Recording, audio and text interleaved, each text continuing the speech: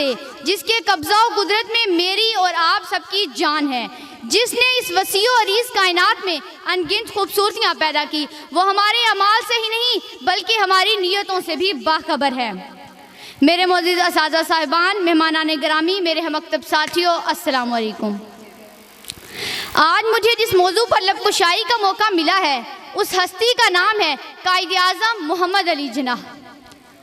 نقش بے معنی میں ایک رنگے حقیقت بھر دیا، نقش بے معنی میں ایک رنگے حقیقت بھر دیا، مرد آہن تو نے ناممکن کو ممکن کر دیا، مرد آہن تو نے ناممکن کو ممکن کر دیا۔ قائد اعظم محمد علی جناح دبلے پتلے کمزور جسم کے مالک، اس نوجوان کے پاس صرف ایک ہی قوت تھی جسے محنت کے نام سے جانا جاتا ہے۔ قائد اعظم محمد علی جناح نے اپنی بھرپور محنت کی بدولت اقبال کے تخیل کو حقیقت میں بدل دیا اور دنیا پر ایک عظیم ملک پاکستان کے نام سے سامنے آیا۔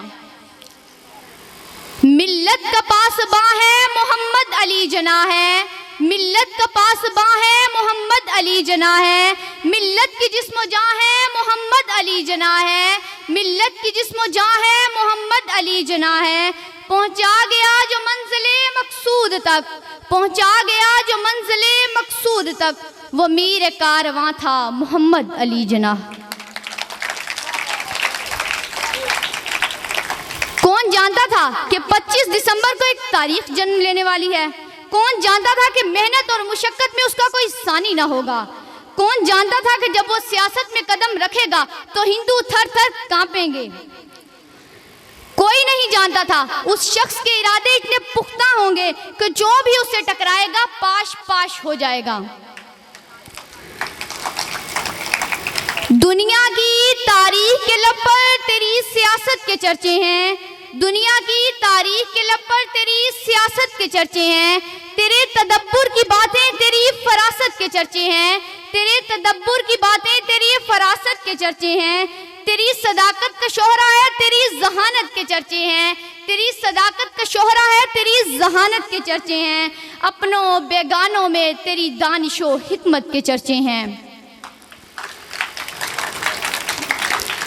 ناقابل یقین حد تک سیاسی جدوجہد کرنے والے، ناقابل فروخت ضمیر کی ملکیت رکھنے والے، ناقابل شکست رہتے ہوئے اس عظیم رہنما نے یہ ثابت کر دیا کہ تمام جنگیں تلوار اور بندوق سے ہی نہیں لڑی جاتی بلکہ کچھ جنگیں ذہانت اور قلم سے لڑی جاتی ہیں۔ کاغذات کی جنگ جیت کر قائد اعظم محمد علی جناح نے 14 اگست 1947 کو پاکستان کی بنیاد ڈال دی اور یہ ثابت کر دیا کہ فتح ہمیشہ حق کا مقدر ہوتی ہے۔ شکریہ۔